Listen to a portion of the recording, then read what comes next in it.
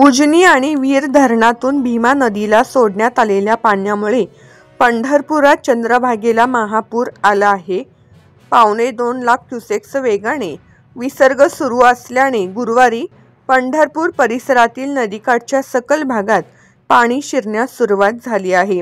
गुरुवारी चंद्रभागा नदीला निर्माण झालेल्या पूर परिस्थितीची पाहणी आमदार समाधान आवताडे यांनी केली.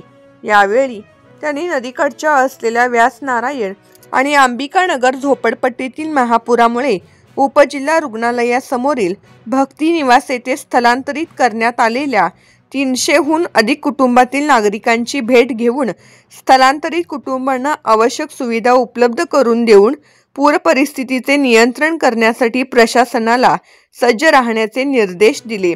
यावेळी तहसीलदार सचिन लंगुटे, मुख्याधिकारी महेश रोकडे, माजी नगराध्यक्ष लक्ष्मण शिरसट, माजी नगरसेवक विक्रम शिरसट, माजी नगरसेवक लखन चौगुले व महादेव धोत्रे, दत्ता काळे यांच्यासह विविध विभागाचे प्रशासकीय अधिकारी उपस्थित होते.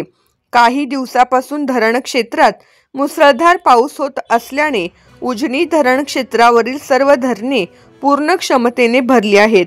पूर नियंत्रणासाठी पुणे व सातारा जिल्ह्यातील धरणामधील अतिरिक्त पाणी भीमा नदीत सोडण्यात येत आहे. उजनी धरणातून आणि वीर धरणातून सोडलेले पाणी पंढरपुरात दाखल होत असल्याने गुरुवारी चंद्रभागा दुथडी भरून वाहत असून नदीला महापूर आला आहे.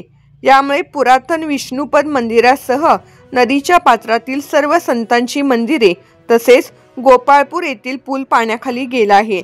खबरदारी म्हणून प्रशासनाकडून नदीकाठच्या व्यास नारायण आणि अंबिकानगर झोपडपट्टी परिसरातील 300हून अधिक कुटुंबांना सुरक्षित ठिकाणी स्थलांतरित करण्यात आले आहे.